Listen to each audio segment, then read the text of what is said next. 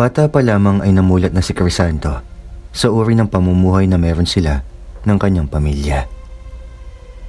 Parehong manggagapas ng tubo ang kanyang mga magulang sa lupa na pagmamay-ari ng isa sa pinakamayamang angkan sa bayan na Sinilangan. Ekta-ektaryang lupain ang natatamnan ng mga tubo na pangunahing pananim sa bayan na iyon. Inaangkat pa ang mga produkto na mula rito katulad ng asukal, alak na basi na gawa sa tubo at sukang Iloko sa iba't ibang lugar. Bagamat isa sa pinakamayaman at may impluwensyang pamilyang amo ng mga magulang, kilala rin sila sa pang-aabuso sa karapatan ng mga manggagawa nila.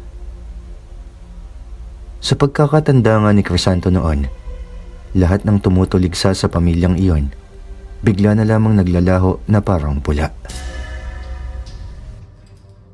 Tikom lagi ang bibig ng mga taong nakakaalam sa totoong pangyayari. Kabilang na sa mga iyon ang kanyang mga magulang. Dahil sa walang natapos, mas nangibabaw ang takot. May bahagi rin ng lupain na pagmamay-ari ng pamilya ang kinatitirikan ng bahay ng mga manggagawa. Hindi iyon libre. Kung hindi binabayaran nila iyon kada buwan at ibinabawas na sa kanilang sahod. Kasalukuyang nasa burol si Crisanto ng mga oras na iyon. Sa lugar na iyon siya madalas mamalagi kapag gusto niyang mag-isip. Kanina kasi habang pauwi sa kanilang bahay, nadaanan niya si Mang Leroy.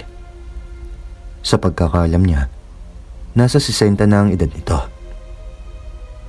Sa kabila ng edad at payat na pangangatawan, nananatili pa rin itong nagtatrabaho sa pamilya dahil sa malaking pagkakautang. Narinig niya ang pagmamakaawa nito habang tumatangis kay Ginoong Leopoldo na payagan siyang lumiban sa trabaho sa araw na iyon dahil may sakit ang anak nito at kailangang madala sa pagamutan. Ngunit hindi pumayag ang may edad ng lalaki. Hindi kasi maaaring lumabas o lumiban sa trabaho ang lahat ng manggagawa nang walang pahintulot mula rito. May kirot sa puso niya habang pinapanood ang matandang lalaki sa pagmamakaawa nito. Isa lamang iyon sa pang-aapi at hindi makataong pagtrato sa mga manggagawa. Sabi ko na nga ba, nandito ka na naman eh. Wika ni Kaloy na tumabi ng upo sa kanya. Bahagya lang niya itong nilingon, saka ibinalik ang tingin sa kawalan. Si Kaloy ay matanda lamang sa kanya ng 1 taon. Ang binata lamang ang tanging may tuturing niyang kaibigan. Anong problema?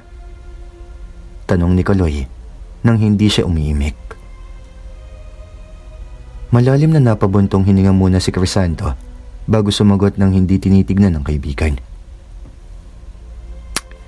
Nakita ko kasi nangyari kay Lolo Leroy kanina.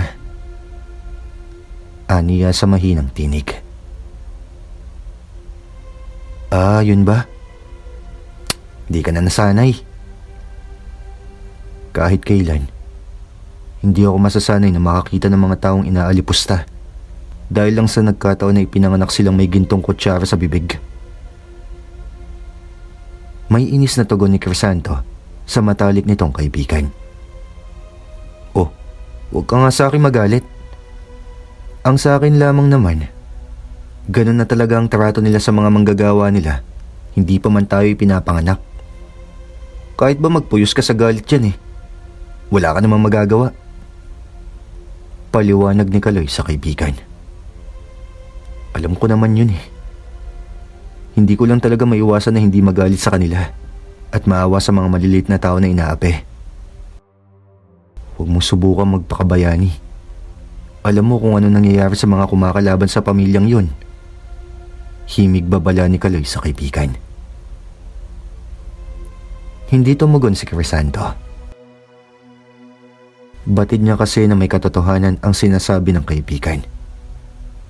Magkaganon man, hindi siya mawawala ng pag-asa na balang araw, mababago rin ang takbo ng buhay nila.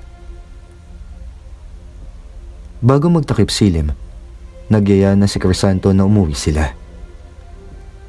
habang tinatahak ang daan pa uwi. Namataan na magkaibigan ang matandang si Lupe. Nakatira ito lampas sa burol at malapit na sa tulay kung saan naghihiwalay ang dalawang baryo. Maraming haka-haka tungkol sa matandang iyon. Sabi ng ilan, mangkukulam daw ito, kaya kinakatakutan sa kanilang baryo. Ilag ang lahat ng tao rito, maliban kay Crisanto. Tanging siya lang kasi ang kayang tumingin ng diretsyo sa mga mata ng matandang babae. Naramdaman ng binata ang mahigpit na pagkapit sa kanya ni Kaloy. Dama rin niya ang matinding takot mula rito. Dahil makipot ang daanan para palampasin ang matandang babae. Tumingin pa ito sa kanila bago lumampas. Parang huminto ang pagtibok ng puso ko kanina. Wika ni Kaloy habang nakalapat ang kanang kamay sa dibdib nito. Pansin ko nga, kulang na lang magtago ka sa likuran ko. Pambubus ka naman ni Crisanto. Di ka ba natatakot sa matandang yon? Seryosong tanong ni Kaloy. Hindi. Napapakamot na lamang ng ulo si Kaloy na humakbang ng palayo ang kaibigan. Mabilis pa siyang humabol rito. Batid kasi niya na sadya talagang matapang ang kanyang kaibigan. Kaya hindi na nakapagtataka na hindi ito natatakot sa matandang si Lupe. Unang madadaanan ng bahay nila Kaloy. Matapos magpaalam sa isa't isa, hindi na rin nagtagal pa si Crisanto at umuwi na rin ito. Pagdating sa kanilang bahay, nadatnan niya ang kanyang mga magulang na seryoso ang mga muka habang sila'y nag-uusap. Nagmano siya sa mga ito nang siya'y makalapit. Umupo siya sa bakanting silya na malapit sa kanila. Ano pong pinag-uusapan niyo? Mukhang seryoso po yan Nag-alis muna ng bara ang kanyang amang si Rogelio bago ito tumugon. Kasi anak, kinausap kami ni Ginoong Leopoldo kanina. Babawasan daw kasi ang sahod ng lahat ng manggagawa. Kung hindi daw kasi gagawin yon, mapipilitan silang magtanggal ng mga tao. Kakarampot na nga ang sahod nyo sa napakahabang oras na pagtatrabaho. Gusto pa nilang bawasan ang kita nyo? Hindi na nagawa pang itago ni Crisanto ang pagkadismaya at galit sa nalaman. Wala tayong magagawa. Yun ang kanilang patakaran.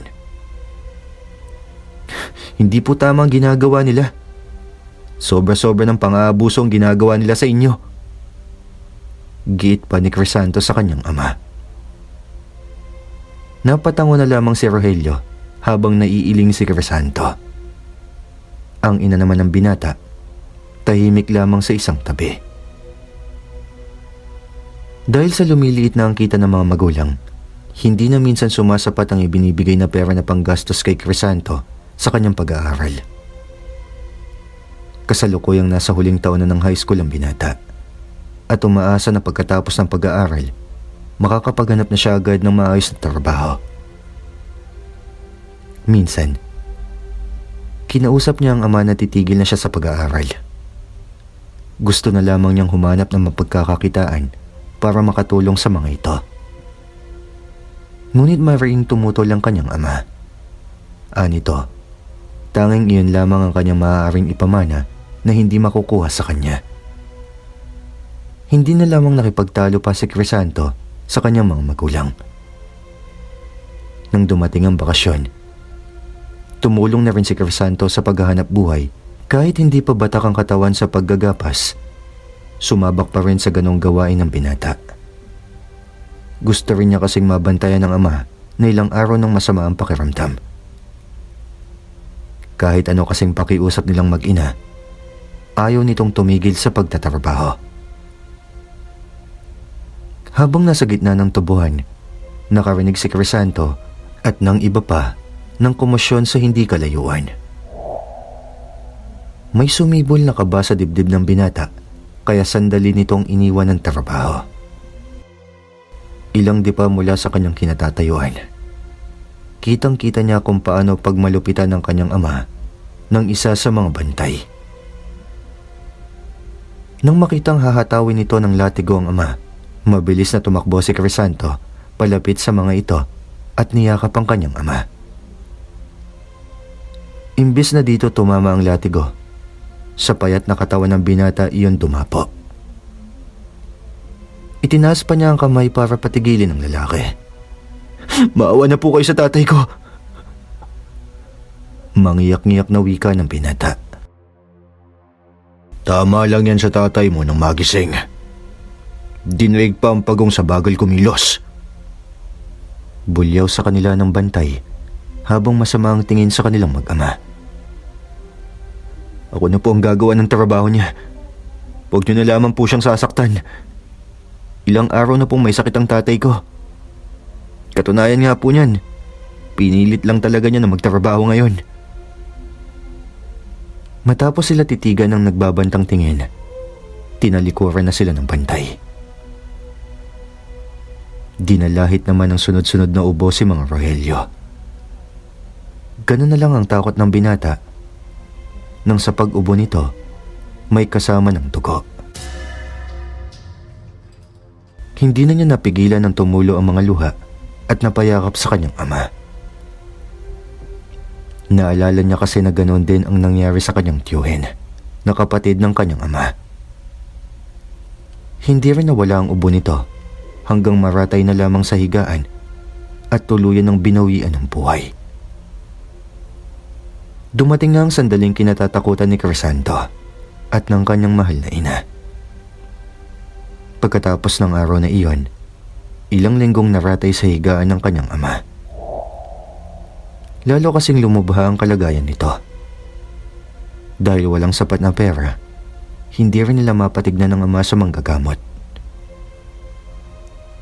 Labis ang paghihirap ng kalooban ni Crisanto sa nakikitang paghihirap ng kanyang ama. Hindi nagtagal, binawian rin ng buhay ang kanyang ama.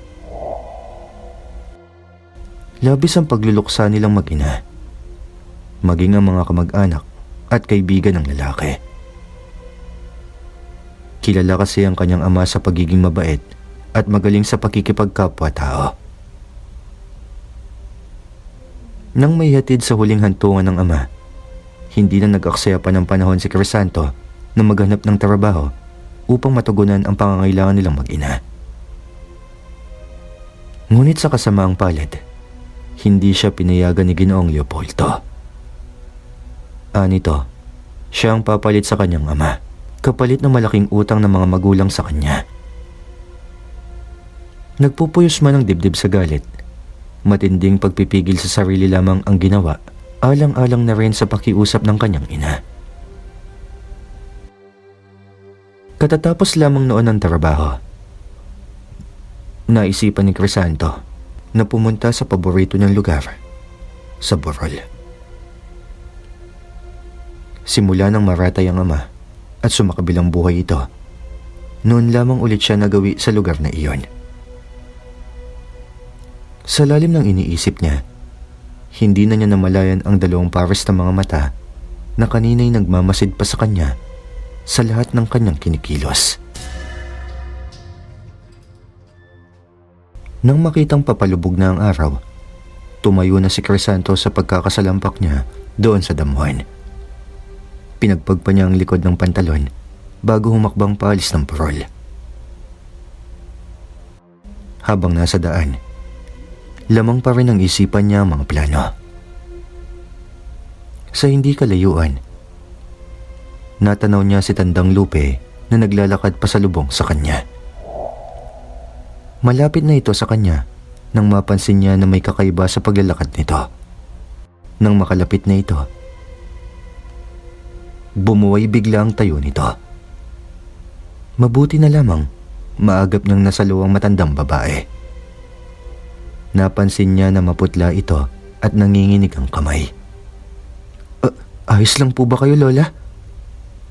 Tanong niya sa nag-aalalang tono. Ngumiti naman sa binata ang matandang babae saka tumuwid ng tayo. Tinitigan pa siya nito sa mga mata. Ayos lang ako, iho. Salamat sa iyong pag-alalay. Nakikiramay nga pala ako sa pagkamatay ng iyong ama. Wika nito sa kanya. Salamat po. Tugon ni Crisanto na parang gusto namang magtubig ng kanyang mga mata nang maalala ang ama. Nababasa ko na isa kang mabuting tao. Lahat ng may busilak na kalooban, laging may pagpapalang natatanggap sa huli. Parang gustong kontrahin ng binata ang sinabi ng matandang babae. Ngunit pinili na lamang niyang itikom ang kanyang bibig. Buong buhay kasi niya, puro kahirapan na ang dinanas nila ng kanyang pamilya. Kaya hindi na siya umaasa na giginhawa rin balang araw ang kanilang buhay. Hindi alam ni Crisanto kung paano nangyari, ngunit bigla na lang nawala sa harapan niya ang matandang babae. Marahil, dala ng sobrang pag-iisip. Paglingon niya, naglalakad na iyon palayo. Nagtataka kung paano hindi man lang niya namalayan ang pag-alis nito.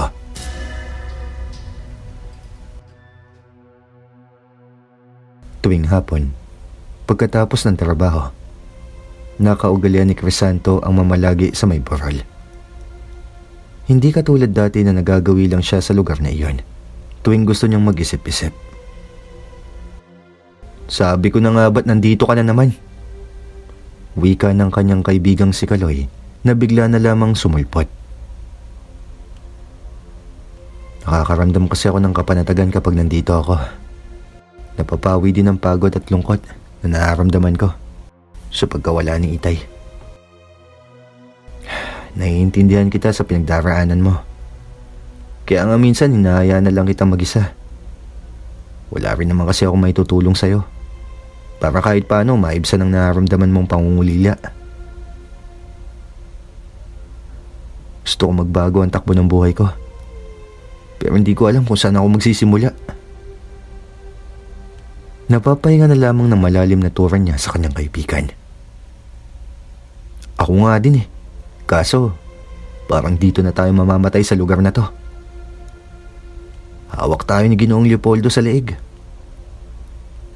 Dismayadong pahayag ni Kaloy.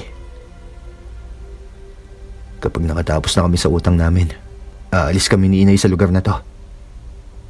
Hindi ako papayag na hindi ko man lang maibigay ang kaginawaan na nararapat sa kanya. Susuportahan kita sa lahat ng plano mo. Basta kapag nakaalis ka dito, huwag mo akong kakalimutan ha. Wika pa ni Kaloy sa kanya, sabay tapik sa kanyang balikat. Hindi rin nagtagal sa may burol ang magkaibigan. Dumidilim na kasi ang kalangitan. At sa malayo, kitang-kita nila ang pagguhit ng kidlat na animoy mga ugat ng puno. Hindi pa man nakakarating sa bahay, namamatak na ang ulan. Patuloy din ang malakas na pagkulog at pagkidlat. Lumapit pa si Crisanto sa bukas na bintana. Pakiramdam niya ng mga oras na iyon, sobrang baba sa kalupaan ng kidlat.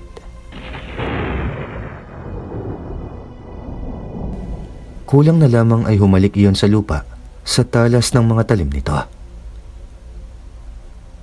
Isinara na lamang niya ang bintana. Pakiwari niya kasi, anumang sandali, maaaring pumasok ang matatalim na kidlat sa loob ng bahay nila. Noong gabi, hindi makatulog si Crisanto. Bumibingi kasi sa tenga niya ang malalakas na tunog ng kidlat sa kanilang labas. Malakas na rin ang hangin at ulan. Kulang na nga lang, lipa rin ang bubungan nila. Habang nakahiga, isa pang muling kidlat ang gumulantang sa kanya. Napaigtad pa siya sa lakas nito. Tila ba mayroon iyong tinamaan sa labas na malapit lang sa kanilang bahay. Dala ng kuryosidad, nang tumila ang ulan, lumabas si Crisanto nang hindi namamalayan ng kanyang ina. Sa likod ng bahay nila, may nakita siyang puting usok. Walang pag-aalinlangan na lilapitan niya iyon. Doon niya nakita ang puno ng buboy na umuusok at bali sa gitna ang katawan nito. Noon niya napagtanto na ito ang tinamaan ng kidlat kanina. Sa kabila ng kabang nararamdaman, lumapit pa siya sa puno para makita ang pinsala rito.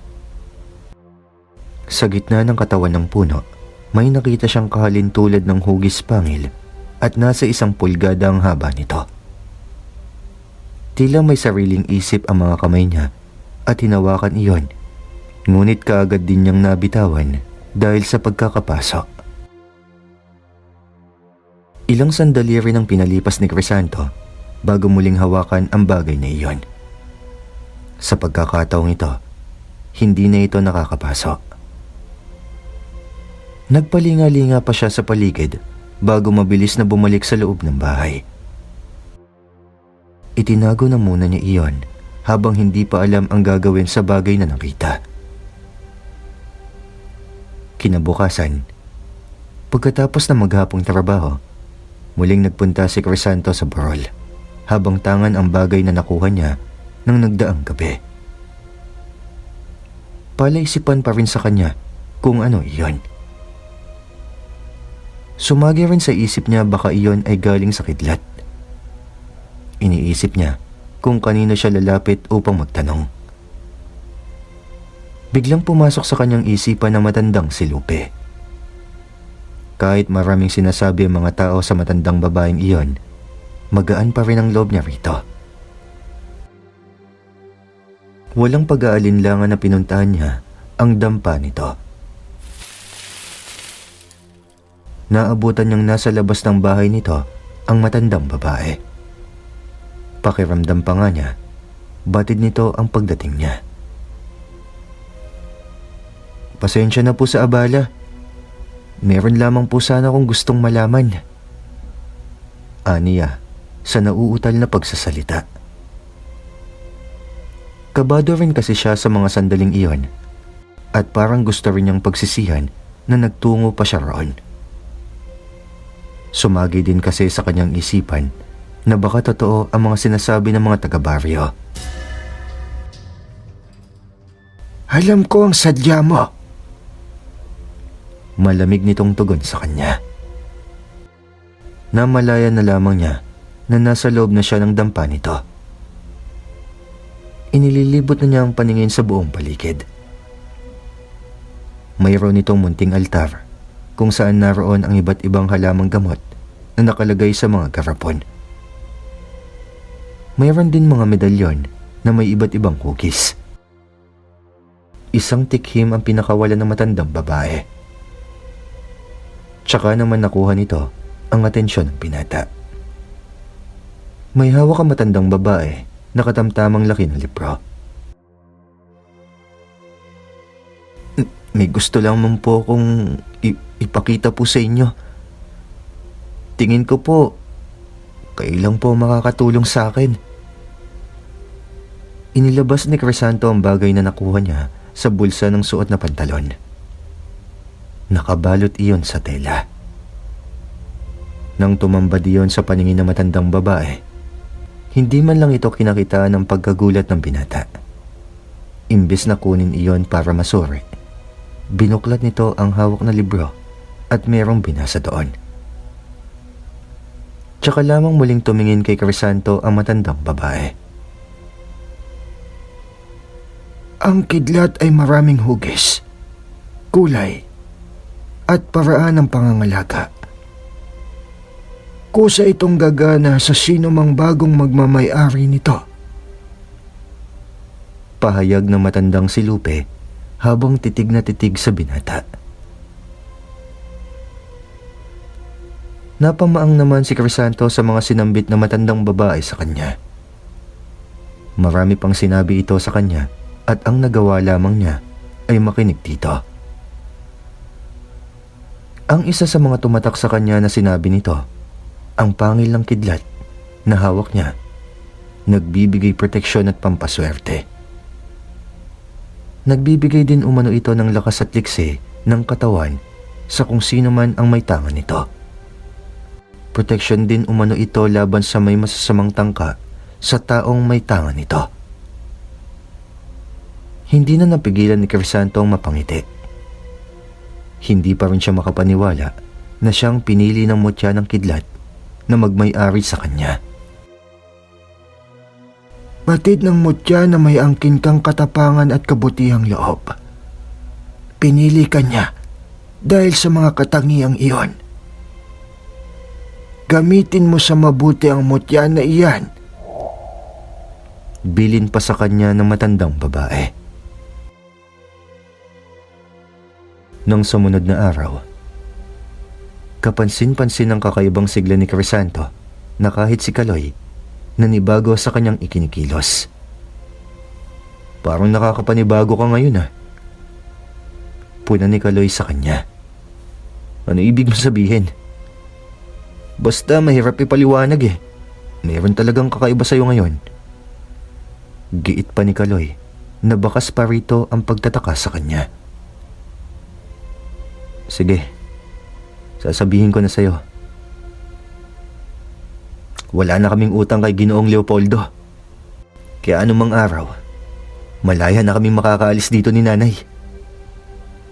Wika niya sa masiglang tinig. Oh, talaga ba? Akala ko ba malaki ang pagkakautang nyo? Nagtataka pang tanong ni Kaloy. Di ko alam kung paano yun nangyari eh. Si nanay lang naman kasi ang nagsabi na nagkamali ng tuos si Ginoong Leopoldo sa utang namin. Mag-iipon na lang siguro ako bago ako umalis dito. Mabuti ka pa makakaalis na dito. Kami siguro ng pamilya ko dito na mamamalagi habang buhay. Malungkot na tura ni Kaloy sa kanya. Hindi naman ako aalis sa bayan na to. Sa lupa lang na to kami aalis ni nanay. Magkikita pa naman tayo, kaya huwag kang malungkot dyan. Pang-aalo naman ni Crisanto sa kanyang kaibigan. Bago pa man matuloy ang pag-alis ng mag-ina sa lupang pagmamayari ng kanilang amo, maraming pangyayari ang mahirap ipaliwanag. Sinangguni iyon ni Crisanto sa matandang babaeng si Lupe. Kaakibat ng mutya ang pagkakaroon ng responsibilidad. Huwag na huwag mo tong tatalikdan. Gamitin mo ito sa mabuting paraan at sa pagtulong. Wika ng matanda. Kaya po ba kung ano-anong nararamdaman ko at nakikita sa paligid ko na dati hindi naman? Ano po ba ang gagawin ko? Ipaubaya mo yan sa mutya. Magtiwala ka lang. Kusa itong gagana sa panahon ng kakailanganin mo. Tugon pa nito sa kanya. Madilim nang umuwi si Crisanto galing sa dampa ng matandang si Lupe. Simula ng araw na pinuntahan niya ito, lalo na siyang napalapit rito. Kapag mayroong bumabagabag sa kanya, ito ang kanyang tinatakbuhan. Habang nasa daan, nang malapit na siya sa mga bahayan, bigla siyang nakaramdam ng kakaiba sa paligid. Inilibot niya ang kanyang paningin. Sa isang bahay sa tapat ng bukas na bintana, naroon ang isang bulto ng tao na sumisilip sa loob. Sinitan niya iyon at gano'n na lamang ang gulat niya nang makita ang anyo nito sa biglaang pagharap niya sa kanya. Kulubot ang balat sa mukha. Makapal ang salubong na kilay at may mga balahibo ang mukha at mga braso. Matutulis din ang mga kuko nito sa mga kamay. Bigla iyong tumakbo palayo. Mabilis namang iyong hinabol ng binata at sa kanyang pagkamangha, naunahan pa nga niya. Hinarangan lamang niya ito. Mabuti na lamang, lagi niyang dala ang itak na gamit sa paggapas ng tubo. Agad niya itong hinugot at sa kanya pinagtataga ang hinihinala niyang aswang. Nakatakas man iyon, natitiyak naman ni Crisanto na napuruhan niya ito. Kinaumagahan, nabalitaan na lamang nila na ang isa sa mga bantay ng tubuhan natagpo ang wala ng buhay sa bakanting lote. Hindi makapaniwala si Crisanto na iyon ang aswang na naka-enkwentro niya ng nagdaang gabi. Natiyak niya iyon dahil sa mga tama nito sa katawan. Ang lalaki ding iyon ang pinakamalupit sa mga manggagawa. Iyon din ang nagmalupit sa kanyang ama noon. Marami ang kababalagang naganap noon, kasabay ng swerteng dumating kay Crisanto. May mga oportunidad kasing basta na lamang dumating sa kanya nang hindi niya inaasahan. Muli rin siyang nakapagpatuloy ng pag-aaral. Isa kasing misyonaryo sa kanilang lugar ang nagbibigay ng pagkakataon sa mga kabataan na makapag-aral muli. Isa siya sa inalok nito dahil sa angking talino. "Napakaswerte mo naman," turan ni Kaloy sa kanya. Halata rito ang pananaghili sa kanya. "Pwede ka naman magbalik sa pag-aaral kung gugustuhin mo." Wika naman ni Crisanto dito. "Mas kailangan ko kasi magtrabaho para matulungan ko ang aking mga magulang. Mabuti ka pa. Wala na kayo sa poder ni Ginoong Leopoldo. Magsabi ka lang kung magbabago ang isip mo ha. Tutulungan kita." Wika naman ni Crisanto. "Alam ko naman yun eh. Salamat ha. Alam ko maasahan kita sa oras na humingi ako sa iyo ng tulong." Sagot ng kanyang kaibigan. Sa paglipas ng mga taon, biyayang maituturing ang mutya na nasa pangangalaga ni Crisanto. Gaya ng bili na matandang si Lupe, sa mabuti lamang niya iyon ginamit. Tuwing nanganganib ang buhay ni Crisanto, bigla na lamang may nangyayari upang maiiwas siya sa nagbabadyang kapahamakan. Isang hapon, habang pauwi siya sa bago nilang bahay, 3 kalalakihan ang bigla na lamang humarang sa kanyang daraanan. Pamilyar sa kanya ang mga mukha nila. Bago pa niya maisip kung sino ang mga ito, pinagtulungan na siyang gulpihin ng mga iyon. Ngunit sa panggigilalas ni Crisanto, wala siyang nararamdaman na anumang sakit sa kanyang katawan. Na magsawa ang mga ito sa panggugulpe sa kanya, siya naman ang gumante sa mga ito. Ngunit sa kanyang pagtataka, bigla siyang nanghihina. Sa kabila niyon, nagawa naman niyang itaboy ang mga ito. Noon din niya napagtanto na mga tauhan iyon ni Ginoong Leopoldo. Pagdating niya sa bahay, dama niya ang panghihina ng kanyang katawan. Ipinahinga na lamang niya iyon ng ilang araw. Kung kailan naman kaya niyang ibigay ang gusto ng kanyang ina, tsaka naman ito dinapuan ng malubhang sakit. Dahil mahirap pa din ang tingin ng ilan sa kanilang mag-ina, nahirapan siyang makahanap ng ospital na tatanggap rito. Walang gusto na tumanggap rito sa pag-aakalang wala silang pambayad. Nang tuluyang sumakabilang buhay ang ina, tuluyan nang nawala ng direksyon ang buhay ni Crisanto. Natuto na siyang magsugal. Noong una, libangan lamang niya para makalimot sa mga pinagdadaanan niya. Nang magsunod-sunod ang kanyang panalo, doon na nagumpisa ang pagkalulong niya dito. Minsan, nakipagkita sa kanyang kaibigang si Kaloy para paalalahanan siya. Huwag mo sanang hayaan na malugmok ka sa ganyang gawain. Minsan ka nang nakaahon sa kahirapan. Sana naman, huwag mong hayaan na ilubog kang muli dahil sa bisyo. Mahinahon itong turan sa kanya. Huwag ka na nga lang mangialam sa akin. Buhay ko to. Tsaka ito na lang ang paraan ko para malimutan ko na mag-isa na lamang ako sa mundong to. May kagaspangan naman na tugon niya kay Kaloy. Ang sa akin lang isang paalala. Baka kasi dumating na maubos na ang swerte mo. Nagmamalasakit lang ako sa'yo. Salamat. Pero hindi yan kailangan ko. Ang gusto ko lang ay makalimot.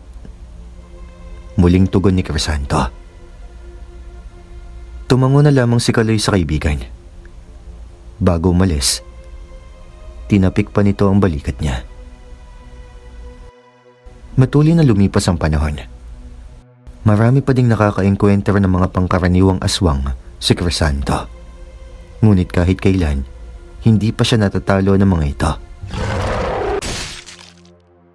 Minsan, may tumambang sa binata. Akala niya katapusan na niya noon.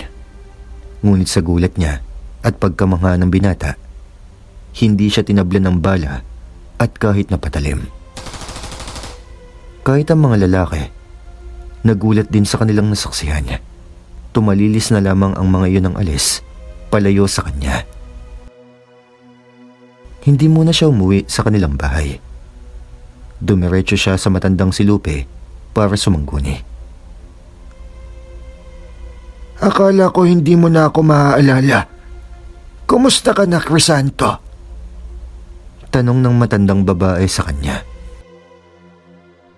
Isang buntong hininga muna ang pinakawalan ng binata bago ito sumagot. Ayos lang po ako.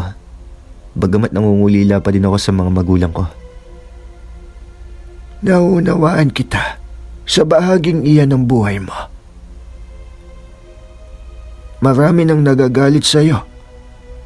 Nababatid mo naman siguro yon. Mga kaaway ko sila sa pagsusugal ko. Hindi ko kasalanan kung hindi nauubos ang swerte ko.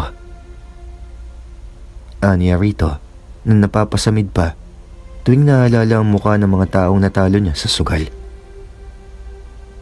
Paalala lamang sa'yo. Huwag mong abusuin ang paggamit ng mutya. Anumang sobra, hindi nakakabuti. Lalo't hindi mo ito ginagamit sa tama. Wika ng matandang babae kay Crisanto. May kinuha din itong maliit na papel at saka iyon binigay sa kanya. Ano po ito? Nagtataka niyang tanong habang nakatingin sa kapirasong papel na inabot nito sa kanya. Orasyon iyan para sa iyong mutya. Sa uluhin mo yan para lalong lumakas ang iyong mutya.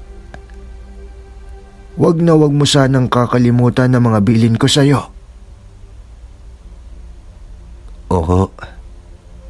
Alam ko po na inaabuso ko ng husto ang mutya. Masyado lamang po akong nalunod sa kalungkutan. Ngumiti naman ang matandang babae sa kanya. Nabanaag pa ni Crisanto ang lungkot sa mga mata nito nang titigan niya iyon. Lingid sa binata, iyon na pala ang huling sandali na makakausap niya, ang matandang babae. Ilang araw pagkatapos ng pagkikita nilang iyon, nabalitaan ni Crisanto na pumanaw na ang matandang babae. Muling nilunod ng kalungkutan ng puso ng binata. Sa pagkakataong iyon, nilabanan niya ang nararamdamang kalungkutan ng pag-iisa. Nang araw ding iyon, dinalaw niya ang kaibigang si Kaloy na may sarili ng pamilya. Bakas rito ang pagkagulat nang mapagbuksan siya ng pinto. Malawak pa itong ngumiti sa kanya. Mabuti naman at dumalaw ka. Masayang sambit ng kaibigan. Sabi ko naman sa'yo, hindi kita maaaring kalimutan. Tugon niya rito, na mahihinuhang nagdadalang tao dahil sa maumbok na tiyan nito. Larawan din ng saya ang babae dahil sa pagkikita nila ng asawa nito. Ibinahagi ni Crisanto ang yaman na meron siya sa kaibigan. Noong una, ayaw nitong tanggapin. Ngunit sa bandang huli, napilit din niyang tanggapin nito ang kanyang ibinibigay. Salamat ha. Hindi ko natatanungin kung saan ka kumukuha ng swerte mo. At hindi ata nauubos. Basta alam ko lang, sa mabuti yan ang galing. Wika nito sa kanya. Hindi na rin naman nagtagal si Crisanto sa bahay ng kaibigan. Napadaan siya sa malawak na tubuhan na dating tinatrabaho nilang mag-anak. Napag-alamanan niya na nalugi na daw iyon.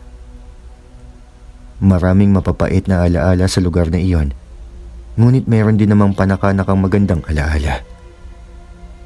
Hindi niya maiwasan ang mga ngiti nang gumuhit sa alaala niya ang mukha ng kanyang mga magulang. Hindi na kulay luntian ang lugar. Natuyo na ang mga pananim at mistula iyong naging disyerto.